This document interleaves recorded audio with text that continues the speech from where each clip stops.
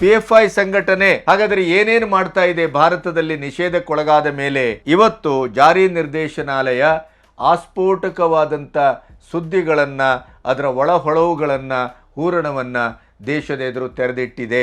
ಇಡೀ ದೇಶದಲ್ಲಿ ಇಸ್ಲಾಮಿಕ್ ಮೂಲಭೂತವಾದ ಮತ್ತು ಜೆಹಾದಿ ಚಟುವಟಿಕೆಗಳನ್ನು ಪಸರಿಸಬೇಕು ಅಂತ ಟೊಂಕ ಕಟ್ಟಿದಂಥ ಏಕೈಕ ಸಂಸ್ಥೆ PFI. ಅಂದರೆ PFIನ ಈ ಮರ್ಮಭೇದವನ್ನ ಇಡಿ ಮಾಡಿದರ ಹಿಂದೆ ನಮ್ಮ ದೇಶ ವಿರೋಧಿ ರಾಜಕೀಯ ನೇತಾರರು ಮತ್ತು ಪಕ್ಷಗಳು ಕೂಡ ಅವರೊಟ್ಟಿಗೆ ಶಾಮೀಲಾಗಿದ್ದಾರೆ. ಕೆನಡಾದ ಪ್ರಧಾನಿ ಸಂಪೂರ್ಣವಾಗಿ ಭಯೋತ್ಪಾದಕ ಖಲಿಸ್ತಾನಿಗಳೊಟ್ಟಿಗೆ ನೇರವಾಗಿ ಸಂಪರ್ಕ ಮತ್ತು ಶಾಮೀಲಾಗಿದ್ದಾರೆ. ಭಾರತದ ಮೇಲೆ ಒಂದು ಅನಾವಶ್ಯಕವಾದಂಥ ಪಿತೂರಿಯನ್ನ ಮಾಡ್ತಾ ಇದ್ದಾರೆ. ಇವತ್ತು ಇಡಿ ಹೊರಗಡೆ ಹಾಕದಂಥ PFIನ ನಗ್ನ ಸತ್ಯ ಏನಿದೆ, ದೇಶ ವಿರೋಧಿ ಚಟುವಟಿಕೆಯ ಇಡೀಯದಾದಂಥ ಜಾಲ ಸತ್ಯ ಏನಿದೆ, ಅದು ನಮ್ಮ ನೆಲದಲ್ಲೇ ಇದ್ದಂಥ ಪ್ರತಿಪಕ್ಷ ಅಥವಾ ವಿರೋಧ ಪಕ್ಷ, ಅದರ ಚಟುವಟಿಕೆ, ಅದರ ಸ್ವಭಾವ, ಅದರ ಕಾರ್ಯಾಚರಣೆ, ಅದರ ನಿರೀಕ್ಷಿತವಾದಂಥ ಉದ್ದೇಶ ಇವೆಲ್ಲದಕ್ಕೆ ತಾಳೆ ಆಗ್ತಾ ಇದೆ.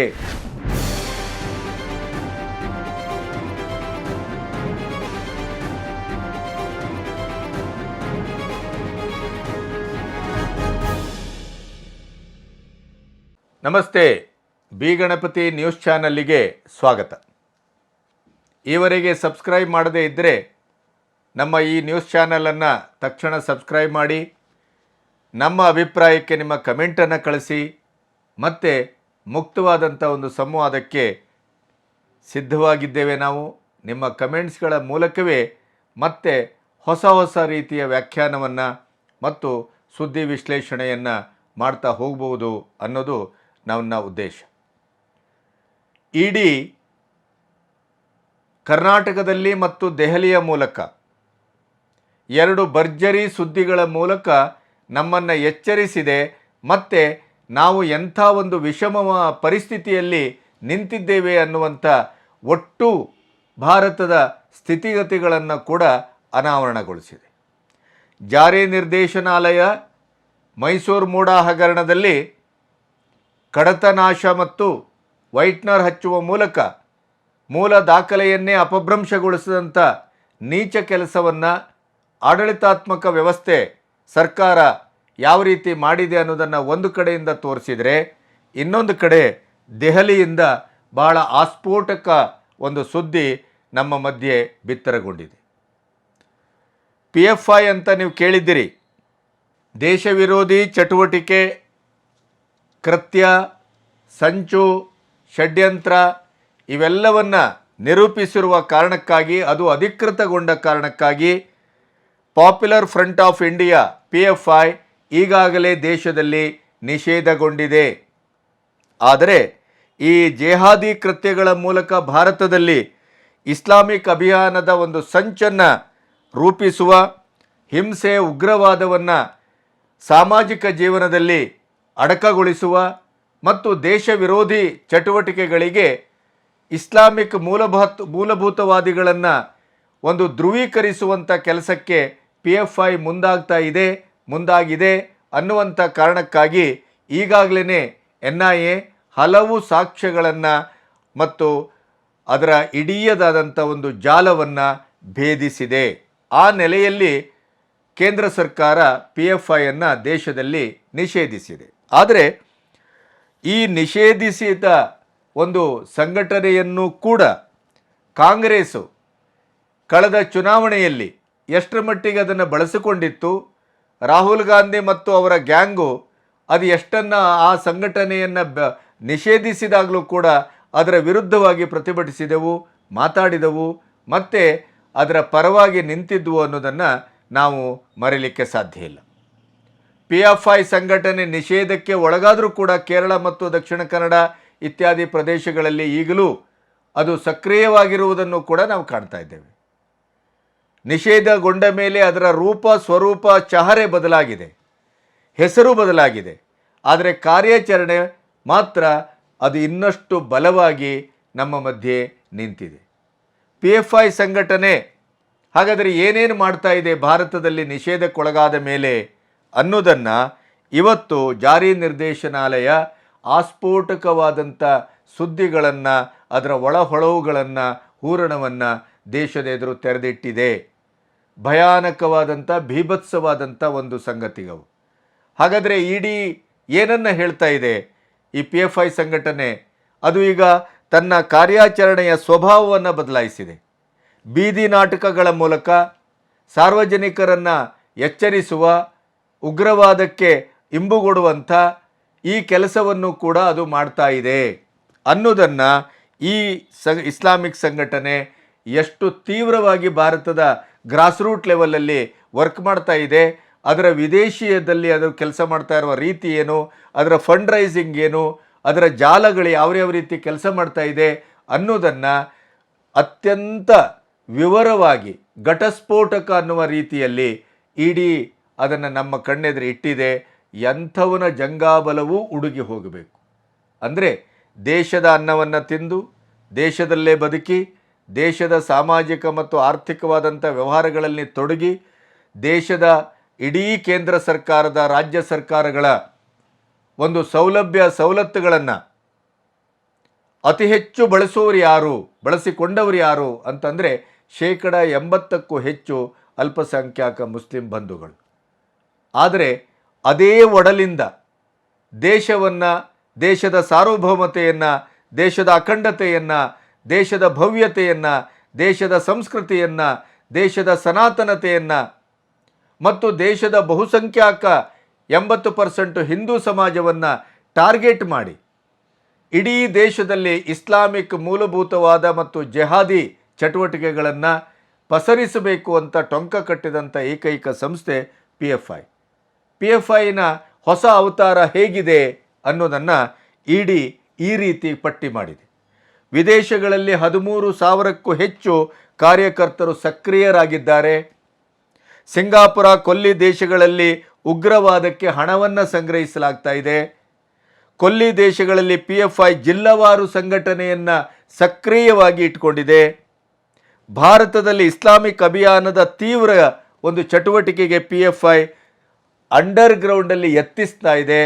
ನಿಷೇಧ ಆದಮೇಲೆ ಕೂಡ ಹಿಂಸೆ, ಉಗ್ರವಾದದ ಜತೆ ಬೀದಿ ನಾಟಕ, ರಾಜಕೀಯ ಚಟುವಟಿಕೆಗಳಲ್ಲಿ ತೊಡಗಿ ಆ ಮೂಲಕ ಈ ಒಂದು ಉಗ್ರವಾದವನ್ನು ಅದನ್ನು ವಿಕೇಂದ್ರೀಕರಿಸುವ, ಸಾಮಾಜಿಕ ಜೀವನದಲ್ಲಿ ಬಿತ್ತರಿಸುವ ಮತ್ತು ದೇಶದ ಭದ್ರತೆಗೆ, ಅಖಂಡತೆಗೆ ನಿರ್ಣಾಯಕವಾಗಿ ಪೆಟ್ಟು ಹಾಕುವಂಥ ಕೆಲಸಕ್ಕೆ ಅದು ಸಕ್ರಿಯವಾಗಿ ತೊಡಗಿದೆ. PFIನ ನಂಟಿನ ವ್ಯಕ್ತಿಗಳಿಂದ ಈಚೆಗೆ 35 ಕೋಟಿ ಹಣವನ್ನು ವಶಪಡಿಸಿಕೊಳ್ಳಲಾಗಿದೆ. PFIಯಿಂದ ಕಾರ್ಯಕರ್ತರಿಗೆ ಶಸ್ತ್ರಾಸ್ತ್ರ ತರಬೇತಿ, ಅಂದರೆ ದೈಹಿಕವಾದಂಥ ಕ್ಷಮತೆಯ ಒಂದು ಮುಖವಾಡದಲ್ಲಿ ತರಬೇತಿ ಯಾವ ರೀತಿ ನಡೀತಾ ಇದೆ ಅಂತಂದರೆ, ಶಸ್ತ್ರಾಸ್ತ್ರ ತರಬೇತಿ, ದೊಣ್ಣೆಗಳಿಂದ ದಾಳಿ ಮಾಡುವುದು ಹೇಗೆ, ಚೂರಿಯಿಂದ ಇರಿಯುವುದು ಹೇಗೆ, ಗುದ್ದುವುದು ಹೇಗೆ, ದೇಹದ ಮೇಲೆ ಯಾವ್ಯಾವ ಭಾಗದಲ್ಲಿ ಗುದ್ದಬೇಕು, ಒದೆಯುವ ಪ್ರಕ್ರಿಯೆ ಮೊದಲಾದವುಗಳನ್ನು ಬಹಳ ಕರಾರುವಕ್ಕಾಗಿ ಕಲಿಸುವ ತರಬೇತಿ ಶಿಬಿರಗಳು ನಡೀತಾ ಇದೆ.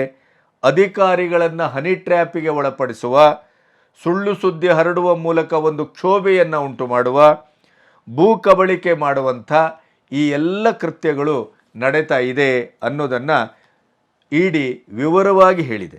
ಈವರೆಗೆ 26ಕ್ಕೂ ಅಧಿಕ PFI ಕಾರ್ಯಕರ್ತರನ್ನು ಬಂಧಿಸಿ ಅವರ ವಿಚಾರಣೆ ನಡೆಸಿದಾಗ ಈ ಎಲ್ಲ ಸತ್ಯಗಳು ಹೊರಗೆ ಬಂದಿದ್ದಾವೆ. 62 ಕೋಟಿಗೂ ಅಧಿಕ ಮೊತ್ತವನ್ನು ವಶಪಡಿಸಿಕೊಳ್ಳಲಾಗಿದೆ. 35 ಕೋಟಿ ಒಂದು ಕಡೆ, ಇನ್ನೊಂದು ಕಡೆ 62 ಕೋಟಿಯನ್ನು ವಶಪಡಿಸಿಕೊಳ್ಳಲಾಗಿದೆ. ಬಹುತೇಕ ಇದು ವಿದೇಶದಿಂದ ಸಂಗ್ರಹಿಸಿದ, ಕೊಲ್ಲಿ ರಾಷ್ಟ್ರಗಳಿಂದ ಸಂಗ್ರಹಿಸಿದ ಹಣ. ಅಲ್ಲಿ ಹಣವನ್ನು ಸಂಗ್ರಹಿಸುವುದು, ಇಲ್ಲಿಗೆ ಅದನ್ನು ಹವಾಲ ಮತ್ತು ಒಂದು ಆಂತರಿಕವಾದಂಥ ಗೌಪ್ಯತೆಯ ನೆಲೆಯಲ್ಲಿ ಬ್ಯಾಂಕಿನ ಮೂಲಕ ಟ್ರಾನ್ಸಾಕ್ಷನ್ ನಡೆಸ್ತಾ ಇದ್ದಾರೆ ಅನ್ನೋದನ್ನು PFI ಹೊರಗೆ ಹಾಕಿದೆ.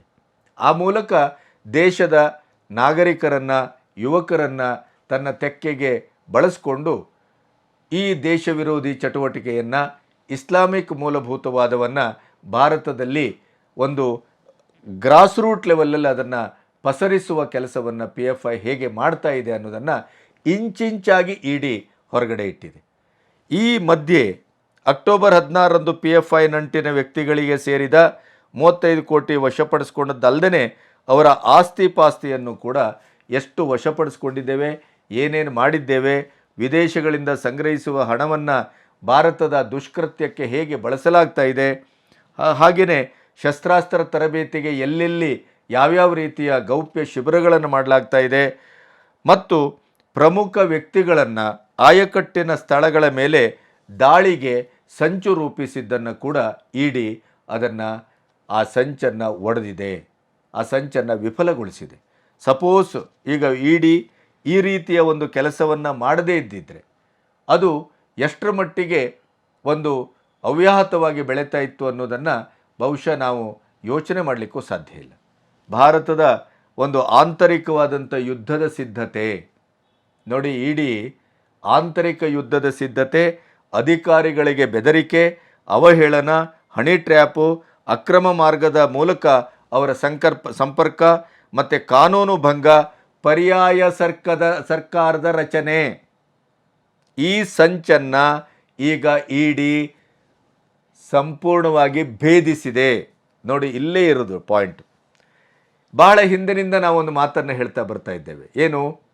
ಬಾಂಗ್ಲಾದ ರೀತಿಯ ಚಳವಳ, ಬಾಂಗ್ಲಾದ ರೀತಿಯ ಕ್ಷಿಪ್ರ ಕ್ರಾಂತಿ, ಬಾಂಗ್ಲಾದ ರೀತಿಯ ಈ ಆಡಳಿತಾತ್ಮಕ ವ್ಯವಸ್ಥೆಯ ವಿರುದ್ಧವಾದಂಥದ ಒಂದು ಚಳವಳ, ಭುಗಿಲೇಳುವಂಥ ಒಂದು ಚಟುವಟಿಕೆ, ಇವೆಲ್ಲವೂ ನಡೀತದೆ. ಮೋದಿಯವರ ಮನೆಗೆ ನುಗ್ಗಿ ಹೊಡೆತೇವೆ ಅನ್ನುವಂಥ ಮಾತನ್ನು ಕಾಂಗ್ರೆಸ್ಸಿಗರು ಹೇಳಿದರು. ಇಲ್ಲಿ ಇಡಿ ಏನು ಹೇಳ್ತಾ ಇದೆ? ಕಾನೂನು ಭಂಗ, ಪರ್ಯಾಯ ಸರ್ಕಾರ ರಚಿಸುವ ಸಂಚು.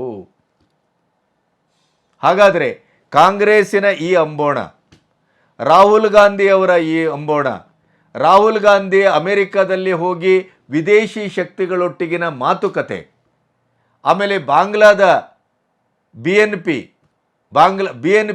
ಬಾಂಗ್ಲಾ ನ್ಯಾಷನಲ್ ಫ್ರಂಟ್ ಅದರ ಮುಖ್ಯಸ್ಥರೊಟ್ಟಿಗಿನ ಒಂದು ಗೌಪ್ಯದ ಮಾತುಕತೆ, ಚೌಧರಿಯವರು ಬಾಂಗ್ಲಾದಲ್ಲೇ ನಿಂತುಕೊಂಡು ಅವರು ರಾಹುಲ್ ಗಾಂಧಿಯ ಒಟ್ಟು ಚಟುವಟಿಕೆ ಬಾಂಗ್ಲಾದ ಈ ಕ್ಷಿಪ್ರ ಕ್ರಾಂತಿಯ ಆಳದಲ್ಲಿ ಹೇಗಿದೆ ಮತ್ತು ಅದು ಭಾರತದ ಮೇಲೆ ಯಾವ ರೀತಿ ಪರಿಣಾಮವನ್ನು ಮುಂದಿನ ದಿನಗಳಲ್ಲಿ ಬೀರಬಹುದು ಅನ್ನೋದನ್ನು ಅವರು ಪತ್ರಕರ್ತರಾಗಿ ಸಂಪೂರ್ಣ ವಿವರಗಳನ್ನು ಬಿಚ್ಚಿಟ್ಟಿದ್ದನ್ನು ನಾವು ವಿಡಿಯೋ ಮಾಡಿದ್ದೇವೆ.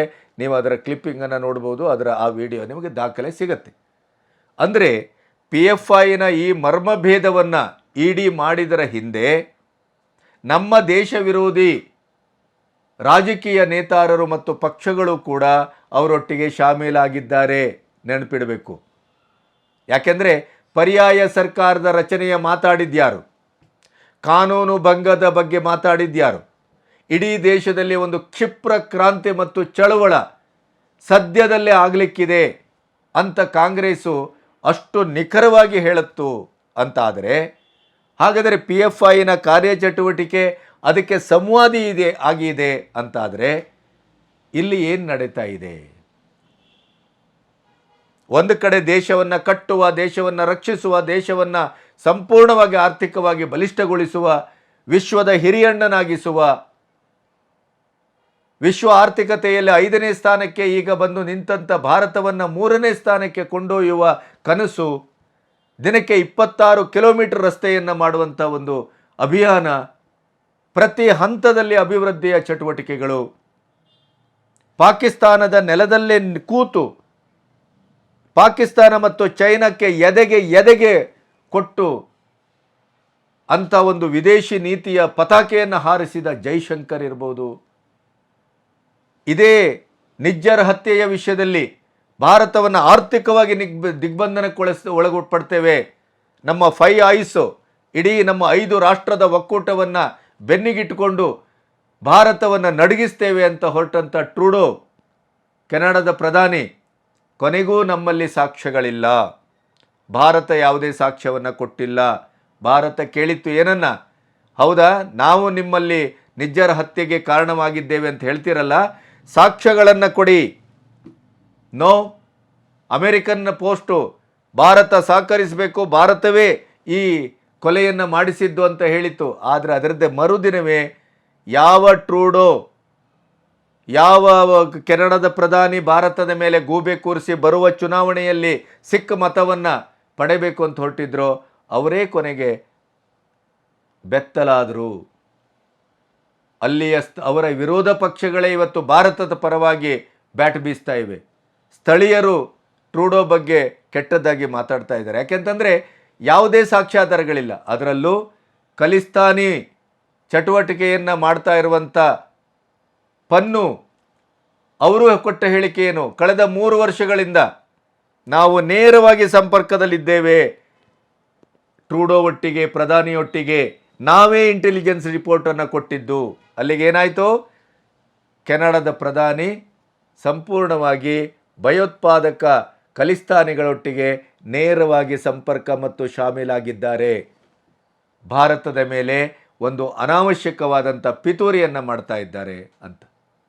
ಅಂದರೆ ನಾನು ಏನನ್ನು ಹೇಳಲಿಕ್ಕೆ ಹೊರಟಿದ್ದೇನೆ ಅಂತಂದರೆ, ನಮ್ಮ ವಿದೇಶ ನೀತಿ ಎಷ್ಟು ಪ್ರಬುದ್ಧವಾಗಿದೆ, ಗಟ್ಟಿಯಾಗಿದೆ, ಅದು ಆಳಕ್ಕೆ ಬೇರು ಬಿಟ್ಟಿದೆ ಅಂತಂದರೆ ಯಾವುದೇ ಪ್ರಕರಣದಲ್ಲೂ ಕೂಡ ನಾವು ಹೆದರುವ ಪ್ರಶ್ನೆ ಇಲ್ಲ, ಮತ್ತು ನಾವು ತಲೆ ತಗ್ಗಿಸುವ ಪ್ರಶ್ನೆ ಇಲ್ಲ.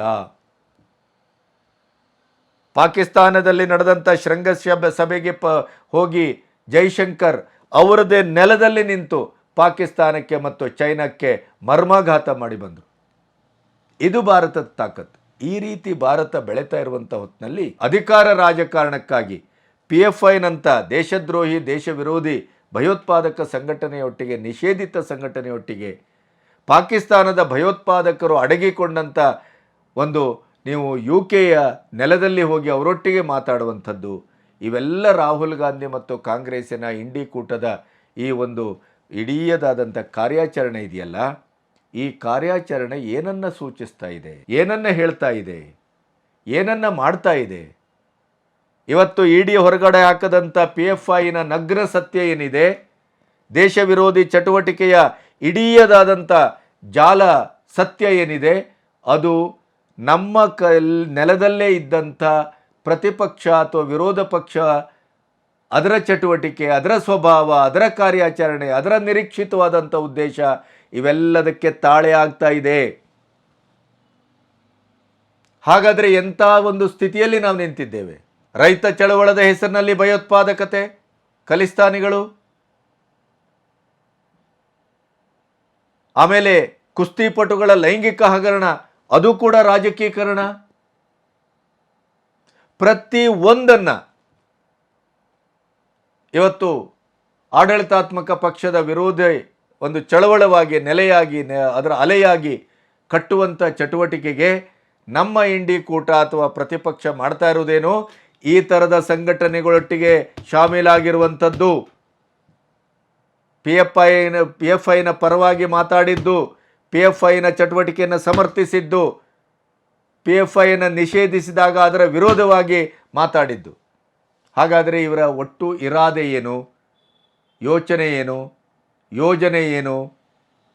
ದೇಶ ಕಟ್ಟುವುದೋ, ದೇಶವನ್ನು ಒಡೆಯುವುದೋ, ದೇಶವನ್ನು ಬರ್ಬಾದ್ ಮಾಡುವುದೋ, ದೇಶವನ್ನು ಸಂಪೂರ್ಣವಾಗಿ ಇಸ್ಲಾಮಿಕ್ ಭಯೋತ್ಪಾದಕ ಚಟುವಟಿಕೆಗಳಿಗೆ ಮೀಸಲಿಡುವುದೋ? ಇದು ಪ್ರಶ್ನೆ. ಇದರ ಜೊತೆಗೆ ಅತ್ಯಂತ ವಿನಯದಿಂದ, ವಿನಮ್ರತೆಯಿಂದ ಒಂದು ಮಾತನ್ನು ಹೇಳಬೇಕು ಅಂತಾದರೆ, ದೇಶ ಇವತ್ತು ಮುಸ್ಲಿಂ ಬಂಧುಗಳಿಗೆ ಏನನ್ನು ಕೊಟ್ಟಿಲ್ಲ. ಅಲ್ಪಸಂಖ್ಯಾತರು ಅನ್ನುವ ನೆಲೆಯಲ್ಲಿ ಅವರಿಗೆ ಯಾವ್ಯಾವ ರಿಯಾಯಿತಿಯನ್ನು ಕೊಟ್ಟಿಲ್ಲ, ಯಾವ್ಯಾವ ಸೌಲಭ್ಯವನ್ನು ಕೊಟ್ಟಿಲ್ಲ, ಯಾವ್ಯಾವ ರೀತಿಯ ಆರ್ಥಿಕ ಸಹಾಯವನ್ನು ಮಾಡಿಲ್ಲ. ಇಡೀ ಪ್ರಪಂಚದಲ್ಲಿ ಸುರಕ್ಷಿತವಾಗಿ, ಸುಸಂಬದ್ಧವಾಗಿ, ಮಾನಯುತವಾಗಿ, ಸ್ವಾಭಿಮಾನಿಗಳಾಗಿ, ಅತ್ಯಂತ ಶ್ರೀಮಂತಿಕೆಯ ಬದುಕನ್ನು ಬದುಕ್ತಾ ಇದ್ದಾರೆ ಅಂತ ಆದರೆ ಅದು ಭಾರತದ ಮುಸ್ಲಿಮರು ಅನ್ನೋದನ್ನು ಕೊಲ್ಲಿ ರಾಷ್ಟ್ರಗಳು, ಮುಸ್ಲಿಂ ಚಿಂತಕರು, ವಿದೇಶದಲ್ಲಿದ್ದಂಥ ಮುಸ್ಲಿಂ ಹಿತೈಷಿಗಳು ಪ್ರತಿಯೊಬ್ಬರು ಇದನ್ನು ಹೇಳ್ತಾ ಇದ್ದಾರೆ. ನಾವು ಹೇಳುವುದಲ್ಲ ಇದು. ಇಂಥ ಒಂದು ಸುಭಿಕ್ಷವಾದಂಥ ಪರಿಸ್ಥಿತಿಯಲ್ಲಿ ಬದುಕ್ತಾ ಇರುವಂಥ ಈ ದೇಶದ ಮುಸ್ಲಿಂ ಬಂಧುಗಳು ಈ PFIನಂಥ ಸಂಘಟನೆಯ ಬಗ್ಗೆ ತೀವ್ರವಾಗಿ ಆಲೋಚನೆ ಮಾಡಬೇಕು. ಈ ದೇಶದಲ್ಲಿದ್ದೇವೆ, ಈ ನೆಲದ ಮಕ್ಕಳು, ನೀವು ಇವತ್ತು ಏನು ಯಾವುದೇ ಭಯೋತ್ಪಾದಕ ಚಟುವಟಿಕೆಗೆ ಅವರಿಗೆ ಅಡಗುದಾಣವನ್ನೋ, ಶಸ್ತ್ರಾಸ್ತ್ರ ತರಬೇತಿಗಾಗೋ, ಹಣಕಾಸಿನ ವ್ಯವಹಾರಕ್ಕೋ ನೀವು ಅವರಿಗೆ ಇಂಡೈರೆಕ್ಟ್ ಆಗಿಯೋ ಡೈರೆಕ್ಟ್ ಆಗಿಯೋ ಗೌಪ್ಯವಾಗಿಯೋ ಸಹಾಯ ಮಾಡ್ತೀರಿ ಅಂತ ಆದರೆ, ನಾಳೆ ಭಾರತ ಛಿದ್ರಗೊಂಡ್ರೆ, ನಾಳೆ ಭಾರತ ಭಯೋತ್ಪಾದಕರ ಕಪಿಮುಷ್ಟಿಯಲ್ಲಿ ನಲುಗಿ ಹೋದರೆ, ದಹಿಸಿ ಹೋದರೆ, ಭಗ್ನಗೊಂಡ್ರೆ ಆವಾಗ ನಿಮ್ಮ ಬದುಕು ಸುರಕ್ಷಿತವಾಗಿರ್ಲಿಕ್ಕೆ ಸಾಧ್ಯವೇ? ಈ ದೇಶದ ನೆಲದಲ್ಲಿ ಬದುಕಿದ್ದಕ್ಕೆ ನೀವು ಕೊಡುವ ಕೊಡುಗೆಯಾದರೂ ಏನು ಕೊನೆಗೆ? ಇದರ ಬಗ್ಗೆ ಯೋಚನೆ ಮಾಡಬೇಕು. ಅವರನ್ನು ಬುದ್ಧಿ ಹೇಳಬೇಕು. ಅವರನ್ನು ದೇಶದ್ರೋಹಿ ಚಟುವಟಿಕೆಯಿಂದ ಹೊರತರುವ ಕೆಲಸವನ್ನು ಮಾಡಬೇಕು. ಆದರೆ ದುರದೃಷ್ಟದ ಒಂದು ಮಾತು ಏನು ಅಂತಂದರೆ, ಇಡೀಯದಾಗಿ ಅವರಿಗೆ ರಕ್ಷಣೆ ಕೊಡುವ, ಅವರನ್ನು ಕಾಪಿಡುವ, ಅವರನ್ನು ಬಚಾವ್ ಮಾಡುವ ಕೆಲಸಕ್ಕೆ ಅಲ್ಲಲ್ಲಿ ತೊಡಗಿಕೊಂಡದ್ದು ಮತ್ತು ಪ್ರೋತ್ಸಾಹಿಸ್ತಾ ಇರುವಂಥದ್ದು ನಮಗೆ ಕಾಣ್ತಾ ಇದೆ. ಇದು ಈ ದೇಶದ ದೌರ್ಭಾಗ್ಯ, ಈ ದೇಶದ ದುಸ್ವಪ್ನ. ಅದಕ್ಕೆ ತಕ್ಕಾಗಿ ರಾಜಕೀಯ ಕಾರಣಕ್ಕಾಗಿ, ಅಧಿಕಾರಕ್ಕಾಗಿ ಏನೇ ಬೇಕಾದರೂ ಮಾಡ್ತೇವೆ. ದೇಶ ಹಾಳು ಬಿದ್ದೋದ್ರೂ ಹೋಗಲಿ, ದೇಶ ಬರ್ಬಾದಾದರೂ ಆಗೋಗಲಿ, ಆದರೆ ನಾವು ಅಧಿಕಾರಕ್ಕೆ ಬರಬೇಕು. ಆ ಕಾರಣಕ್ಕಾಗಿ ದೇಶದ್ರೋಹಿಗಳೊಟ್ಟಿಗೆ ಈ ಇಂಡಿಕೂಟ ಶಾಮೀಲಾಗ್ತದೆ, ಕೈ ಜೋಡಿಸ್ತದೆ, ಕೈ ಮಿಲಾಯಿಸ್ತದೆ ಅಂತ ಆದರೆ ಅದಕ್ಕಿಂತ ದೌರ್ಭಾಗ್ಯ ಇನ್ನೊಂದಿರಲಿಕ್ಕೆ ಸಾಧ್ಯ ಇಲ್ಲ. ಇಡಿ ಎಂಥ ಅದ್ಭುತವಾದ ಕೆಲಸ ಮಾಡಿದೆ, ಎಂಥ ಭಯಾನಕವಾದ ಸ್ಥಿತಿಗೆ ಭಾರತವನ್ನು ತಳ್ಳುವಂಥ ಒಂದು ದೇಶದ್ರೋಹಿ ಸಂಘಟನೆಯ ಇಡೀ ಆಂತರ್ಯವನ್ನೇ ಬಗೆದು ಜನರ ಎದುರು ಇಟ್ಟಿದೆ. ಹಾಗಾಗಿ ನಾವಿವತ್ತು ಅತ್ಯಂತ ಎಚ್ಚರದಿಂದ ಇರಬೇಕಾಗಿದೆ, ಜಾಗೃತೆಯಿಂದ ಇರಬೇಕಾಗಿದೆ. ಈ ರಾಹುಲ್ ಗಾಂಧಿಯ ಒಟ್ಟು ಚಟುವಟಿಕೆಯನ್ನು ನಾವು ತೆರೆದ ಕಣ್ಣಿನಿಂದ ನೋಡಬೇಕಾಗಿದೆ ಮತ್ತು ಮತದಾನದ ಇಡೀಯದಾದಂಥ ಒಂದು ದೇಶವನ್ನು ಉಳಿಸುವ ಶಕ್ತಿ ಏನಿದೆ, ಪ್ರಜಾಪ್ರಭುತ್ವದ ಅಮೂಲ್ಯವಾದಂಥ ಶಕ್ತಿ, ಅದನ್ನು ಪ್ರಯೋಗಿಸುವಾಗ ದೇಶದ್ರೋಹಿಗಳು ಯಾರು, ದೇಶ ಪ್ರೇಮಿಗಳು ಯಾರು, ದೇಶವನ್ನು ಕಟ್ಟುವವರು ಯಾರು, ದೇಶವನ್ನು ನಿರ್ನಾಮ ಮಾಡುವವರು ಯಾರು, ದೇಶಕ್ಕೆ ಒಂದು ಬೆಳಕನ್ನು ಕೊಡುವವರು ಯಾರು, ದೇಶಕ್ಕೆ ಬೆಂಕಿ ಇಡುವವರು ಯಾರು, ಇದನ್ನೆಲ್ಲ ಯೋಚನೆ ಮಾಡಿ ನಾವು ಪ್ರತಿ ಹಂತದಲ್ಲೂ ನಮ್ಮ ಹಕ್ಕನ್ನು ಚಲಾಯಿಸಬೇಕಾದಂಥ ತುರ್ತಿನಲ್ಲಿ ನಿಂತಿದ್ದೇವೆ. ಅದರಲ್ಲೂ 80%ಕ್ಕೂ ಹೆಚ್ಚು ಇರುವಂಥ ಹಿಂದೂ ಸಂಘಟನೆಗಳು, ಹಿಂದೂ ಬಾಂಧವರು, ಬಹುಸಂಖ್ಯಾತರು ಈ ದೇಶದ ಭವಿಷ್ಯದ ಬಗ್ಗೆ ಧ್ರುವೀಕರಣಗೊಳ್ಳಬೇಕಾಗಿದೆ. ನಾವು ಆಂತರಿಕವಾಗಿ ಮತ್ತು ಬಾಹ್ಯವಾಗಿ ಗಟ್ಟಿಗೊಳ್ಳಬೇಕಾಗಿದೆ. ಈ ದೇಶದ್ರೋಹಿ ಸವಾಲುಗಳನ್ನು ಎದುರಿಸಬೇಕಾಗಿದೆ. ಆದ್ದರಿಂದ ಸಂಘಟಿತರಾಗುವುದು, ಒಗ್ಗಟ್ಟಾಗುವುದು, ನಮ್ಮ ಒಳಗಿರುವ ಸಣ್ಣ ಪುಟ್ಟ ಭೇದ ಭಾವಗಳನ್ನು ಮರೆತು, ಜಾತಿ ಧರ್ಮದ ವೈಷಮ್ಯವನ್ನು ಮರೆತು ಬಹುಸಂಖ್ಯಾತರು ಒಂದು ಸಂಘಟಿತರಾಗುವ, ಏಕೀಕೃತವಾಗುವ ತುರ್ತಿನಲ್ಲಿ ನಾವು ನಿಂತಿದ್ದೇವೆ ಅನ್ನೋದಕ್ಕೆ ಈ PFIನ ಇಡೀ ಇರಾದೆ, ದೇಶದ್ರೋಹಿ ಚಟುವಟಿಕೆಗಳ ಬೀಭತ್ಸವಾದಂಥ ಚಿತ್ರಣ EDN ಕೊಟ್ಟಿದೆ. ಅದು ನಮಗೆ ಎಚ್ಚರಿಕೆಯ ಗಂಟೆ ಆಗಬೇಕು, ಆತ್ಮಜಾಗೃತಿಯ ಗಂಟೆ ಆಗಬೇಕು, ಸಮೂಹ ಜಾಗೃತಿಯ ಗಂಟೆ ಆಗಬೇಕು. ಇಡೀಯದಾಗಿ ಬಹುಸಂಖ್ಯಾತರು ಒಂದು ನೆಲೆಯಲ್ಲಿ ಧ್ರುವೀಕರಣಗೊಳ್ಳುವಂಥ ಒಂದು ಸಂದರ್ಭಕ್ಕೆ ಇದು ಸಾಕ್ಷಿಯಾಗಬೇಕು ಅಂತ ನಾನು ಭಾವಿಸ್ತೇನೆ. ನಮಸ್ತೆ.